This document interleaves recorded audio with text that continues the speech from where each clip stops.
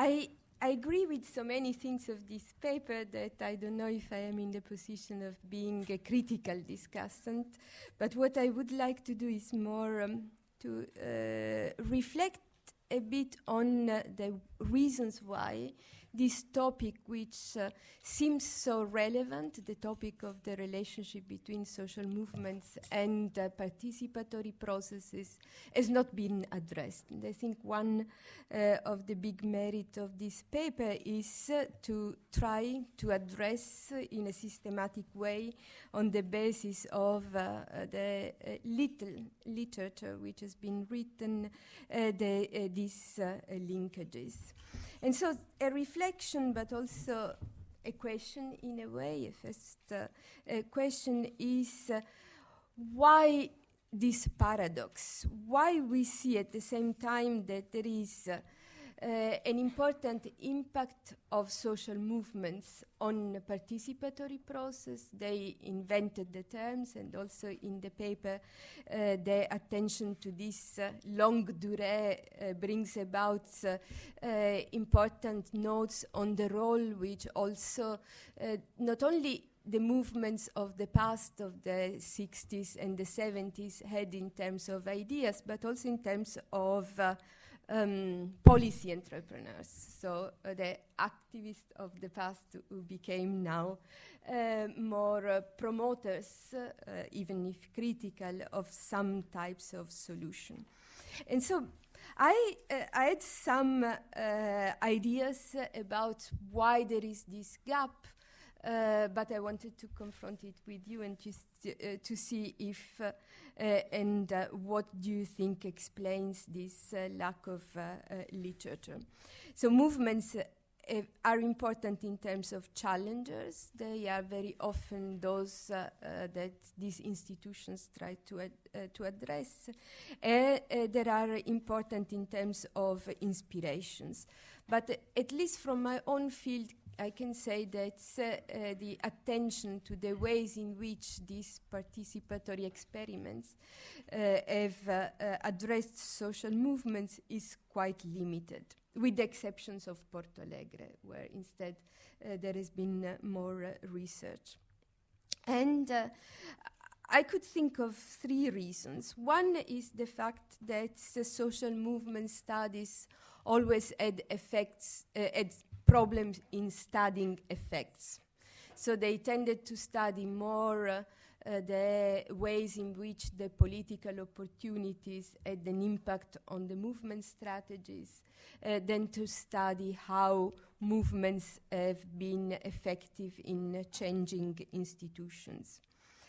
Another reason is that they often focused on the input side. So they often focus on the reasons why political parties or interest groups interacted with social movements, but not so much on the output side, on the side of a relationship between administrators, bureaucrats, and social movements. And in general, also, they had a difficult and selective path into political science.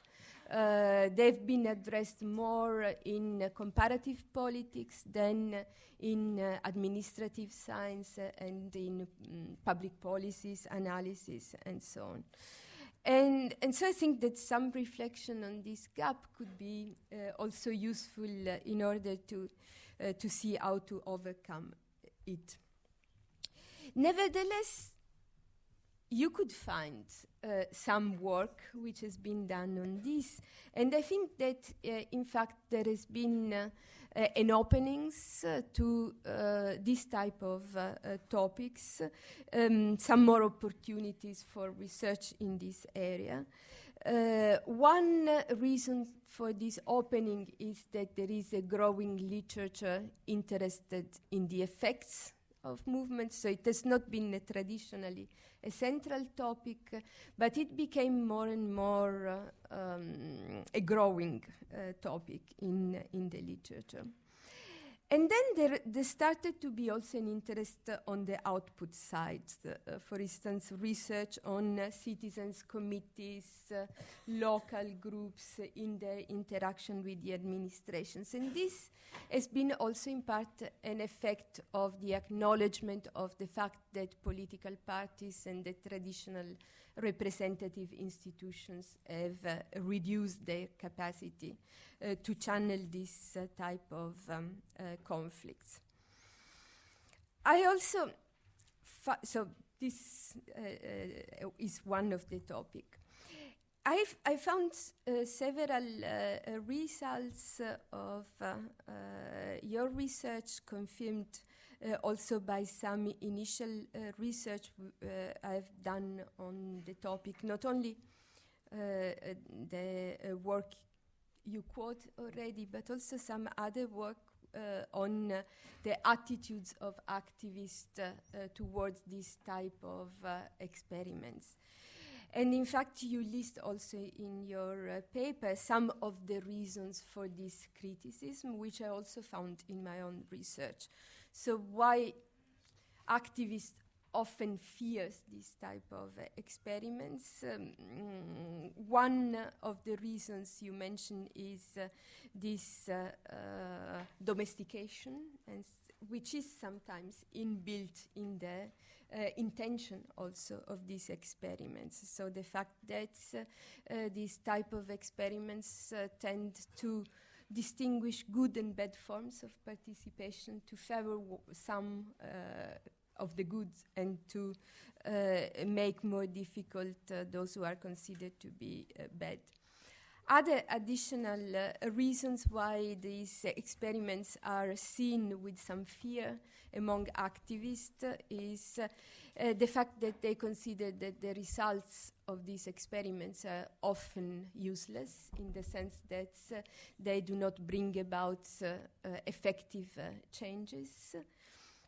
And the third reason is that they tend to postpone decisions. So since social movements and type of protests tend to have short life cycles, often these type of experiments are seen as something which tend to postpone decisions and therefore reduce the chances of the movements to put pressures.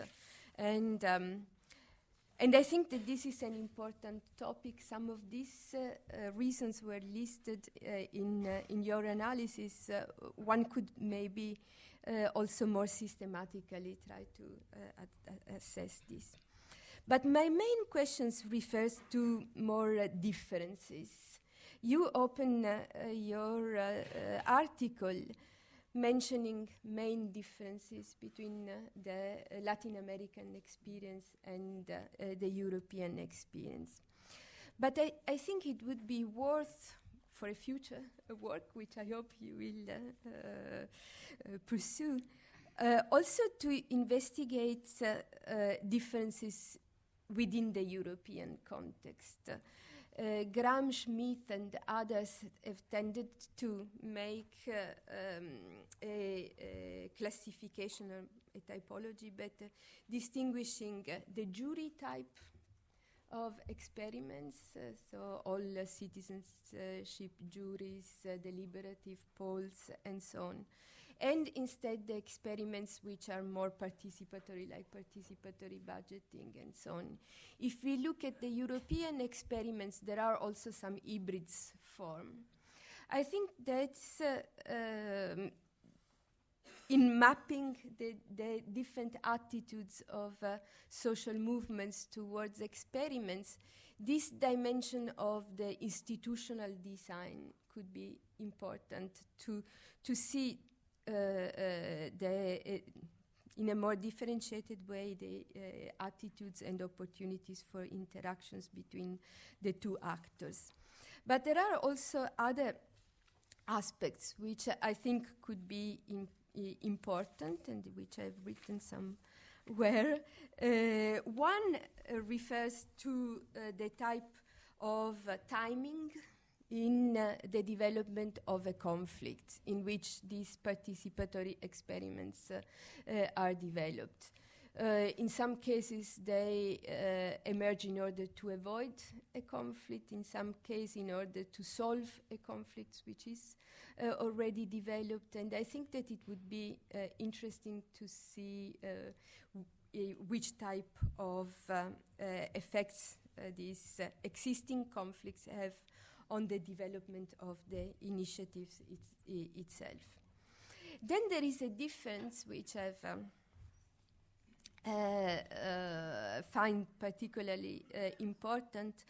Julien Talpen insisted on this in his work. Besides the institutional designs, you can have, for many different reasons, different types of participants in the experiments. It could be related to the place where where these participatory experiments take place, the proponents of the initiatives, and I think that this would also require or would be an interesting topic for further research. And then another thing which has been stressed in the work by Anja Rocke, the type of administrative culture which these experiments interact with. And so the ways in which, even beyond the institutional designs, similar institutional designs, these other important actors who participate in the experiments have an impact on their characteristics. And finally, if I still have 1 minute, yes, I think for the part of your work I have more expertise about, which is the social movement side, that there it would also be interesting to move from the mapping of some common characteristics to the social movements in addressing issues of participation and deliberation to also the differences. So the fact that not only from the institutional point of view, there are differences in the thousands of different ways in which participatory democracy works at the institutional level, but also from the point of view of the social movements. We have seen in the last few months and the last few days especially, a movement which has stressed a lot the issues of democracy, the Indignados movement, and which is introducing new forms of actions and new conceptions of democracy, or maybe bridging and merging different type of initiatives.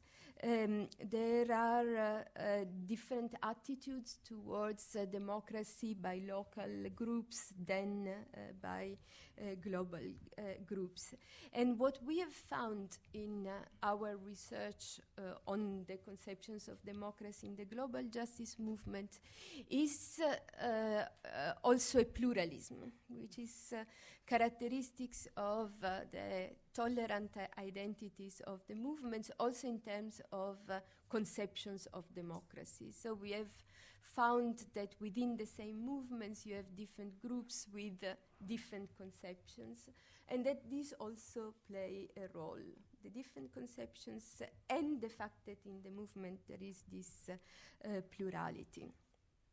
The very last thing I think it would be worth also in future research to analyze is the ways in which conflicts within the movement are also important moments in order to understand the ways in which practices and norms in social movements interact.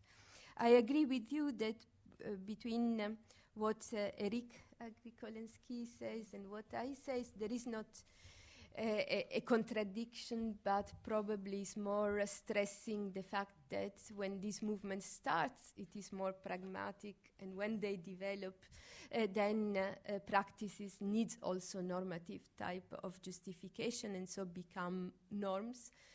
But at the same time, they are, in some cases, utopian words. They are what the movements would like to be. But movements inside are very critical themselves about to which degree, extent, and so on are they really able to meet their own expectations. So in my experience, when I met with militants of the global justice movement, I was always the most optimistic about the degree of democracy which was present in the movements.